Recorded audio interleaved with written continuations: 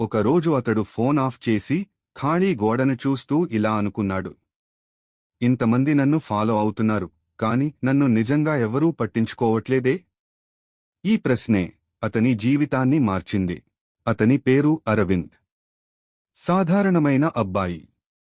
కాని సోషల్ మీడియాలో మాత్రం చాలా యాక్టివ్.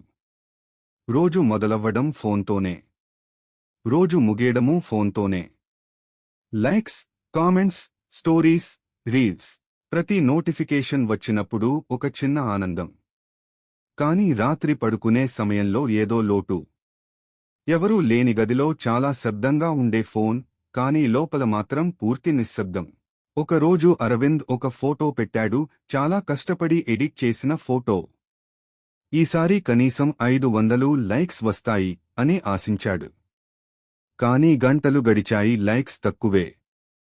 ఆ రాత్రి అతనికి నిద్ర రాలేదు. నాలో ఏమైనా తక్కువా? నేను ఎందుకు ఇలా ఫీల్ అవుతున్నాను అని తనని తానే ప్రశ్నించుకున్నాడు. అదే రోజు అతని తాత దగ్గరకు వెళ్లాడు. తాత ఫోన్ చూడకుండా నిశ్శబ్దంగా కూర్చున్నారు. అరవింద్ అడిగాడు, తాతా, మీరు బోర్ ఫీల్ అవ్వడం లేదా?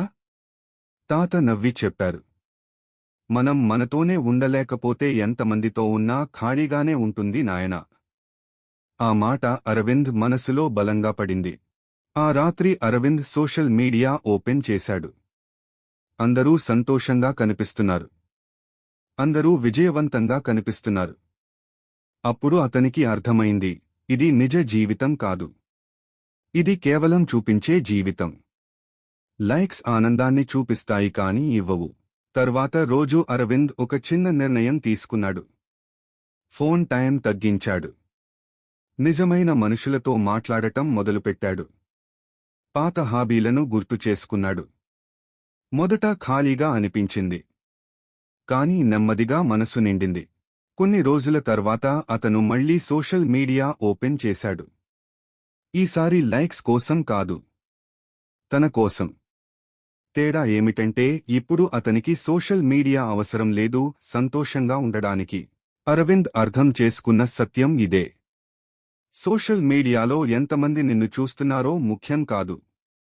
నిజ జీవితంలో ఎంతమంది నిన్ను అర్థం చేసుకుంటున్నారో ముఖ్యం. లైక్స్ నిన్ను గుర్తిస్తాయి కాని నీవు నిన్ను గుర్తించుకోవాలి. మీరు కూడా ఎప్పుడైనా ఖాళీగా ఫీల్ అవుతున్నారా? ఒక్కసారి ఫోన్ పక్కన పెట్టండి. మీ మనసు మాట వినండి.